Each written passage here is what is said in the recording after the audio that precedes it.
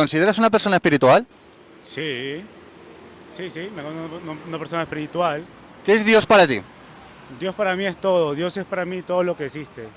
Yo creo en Dios porque desde pequeño creí en Dios. ¿Por qué? Porque desde que yo llegué aquí, yo tengo 5 años aquí en España, y para mí siempre esta frase ha sido muy buena. El tiempo de Dios es perfecto. He estado, tú sabes que uno llega acá de inmigrante, sin papeles, sin cosas, entonces te tocan trabajos buenos como malos, por días o por semanas.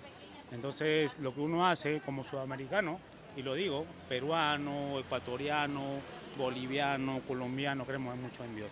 Nosotros tenemos mucho a Dios en presente, hasta en la comida, hasta cuando nos acostamos, porque es así, es algo que nos engendran nuestros padres, nuestra familia, es así, o sea, no sabemos si Dios existe de repente, ¿no? Porque no hemos proyectado esa química, pero nos engendran desde chiquitos que Dios existe, ¿no? ¿Qué crees que pasa después de la muerte?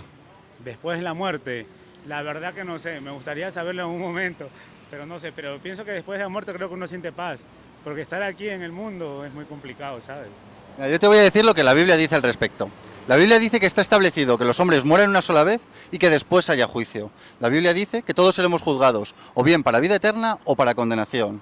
La Biblia además nos dice que la paga del pecado es la muerte. No habla tanto de una muerte física, sino de una muerte espiritual, es decir, Espiritual. de la condenación eterna. Entonces, viendo que según la Biblia hay un cielo y hay un infierno y seremos juzgados, ¿tú crees que en ese juicio saldrás culpable o inocente? Pues claro, o sea, escúchame, nosotros no somos personas perfectas, somos seres humanos. O sea, todos tenemos defectos, virtudes.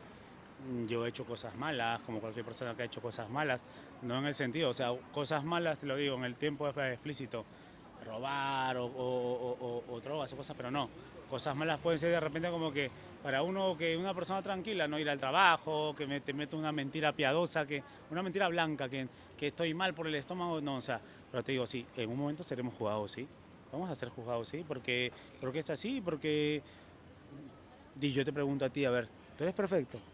Yo te voy a responder. La Biblia nos dice que todos somos pecadores, que aquí no hay uno bueno, que solamente Dios es bueno. Y por cuanto todos hemos pecado, todos estamos destituidos de la gloria de Dios. Es más, la Biblia dice que estamos en enemistad con Él, que nosotros tratamos de hacer las cosas bien, pero intentando hacer lo bueno acabamos siempre haciendo lo malo, Sí. porque dice la Biblia que está en nuestra naturaleza caída esa inclinación al mal. Mira, te voy a poner un ejemplo. A un niño de pequeño, tú no tienes que enseñar a hacer lo malo, le tienes que enseñar a hacer lo bueno, porque lo malo ya le sale. Es decir, lo tenemos en nuestra naturaleza caída esa inclinación al mal. Sí, Verás, nosotros vamos a ser juzgados por la ley de Dios, sí. y la ley de Dios es perfecta, y su juicio es justo. ¿Conoces los 10 mandamientos?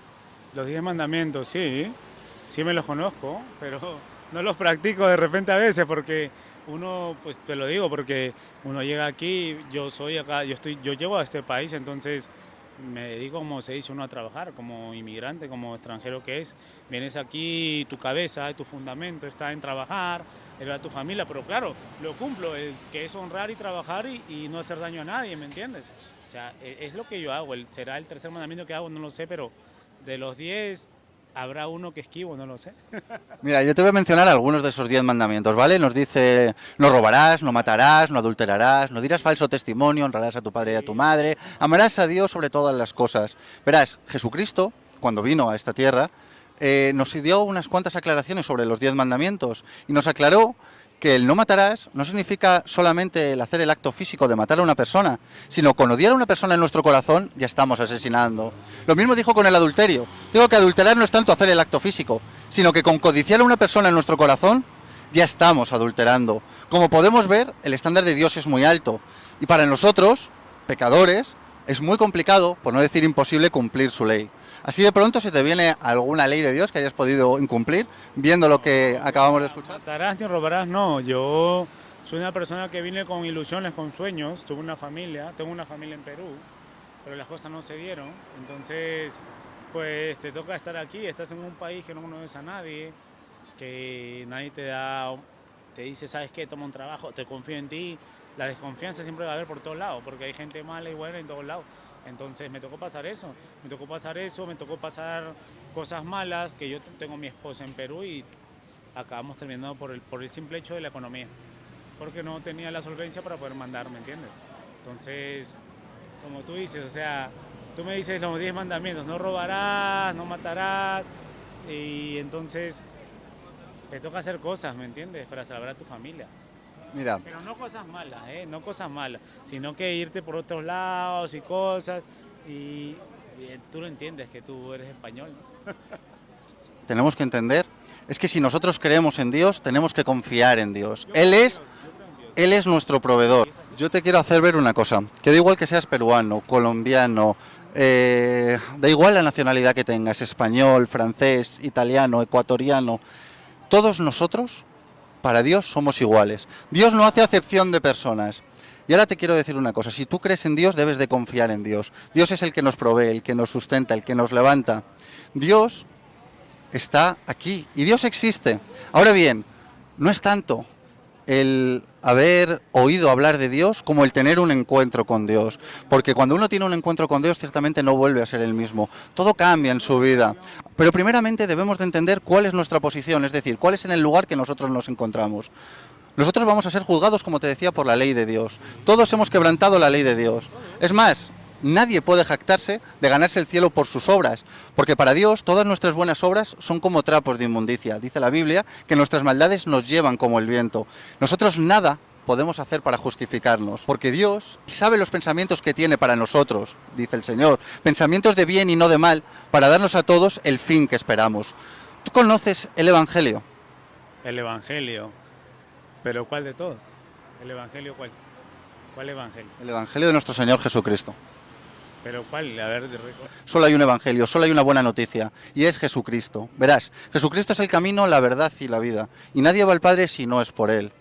Verás, en Juan 3:16 podríamos decir que se condensa el evangelio, se condensan esas buenas noticias. Ahí lo tenemos todo junto, y dice así, que de tal manera amó Dios al mundo, que ha dado a su Hijo unigénito, para que todo en él cree no se pierda, mas tenga vida eterna. Porque no envió Dios a su Hijo al mundo para condenar al mundo, sino para que éste sea salvo por él. Verás, la religión nos dice lo que tenemos que hacer, lo que tenemos que decir y a dónde tenemos que ir para ganarnos el cielo. Sin embargo, la Biblia no nos dice eso. La Biblia no nos dice lo que nosotros tenemos que hacer, sino lo que Dios ya hizo por nosotros. Jesucristo vino a este mundo a vivir la vida perfecta que tú y yo no podemos vivir. Jesucristo dice la Biblia que fue tentado en todo, pero que en él no hubo pecado. Y Él vivió esa vida perfecta, ¿para qué? Para cargar con tus pecados, con los míos y con los de todos nosotros. Hemos visto al principio de esta entrevista que la paga del pecado es la muerte. Y Jesucristo, en la cruz, pagó por todos nuestros pecados. Pero verás, Jesucristo no se quedó ahí clavado. Jesucristo resucitó el tercer día, venciendo la muerte, venciendo el diablo y venciendo este mundo. ¿Sabes para qué? Para darnos a todos la vida eterna como un regalo. Jesucristo en una ocasión dijo, yo soy la resurrección y la vida, y el que cree en mí, aunque muera, vivirá. Y le preguntó a sus discípulos, ¿creéis esto? Y yo te pregunto en esta hora, ¿tú crees esto? ¿Crees que Jesucristo es la resurrección y la vida?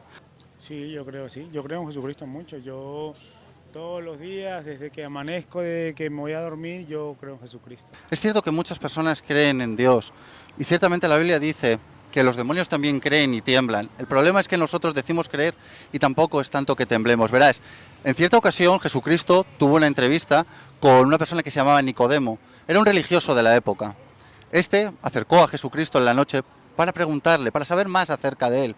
Y Jesucristo le respondió con estas palabras. Le dijo, de cierto te digo, que no entrarás en el reino del cielo al menos que nazcas de nuevo.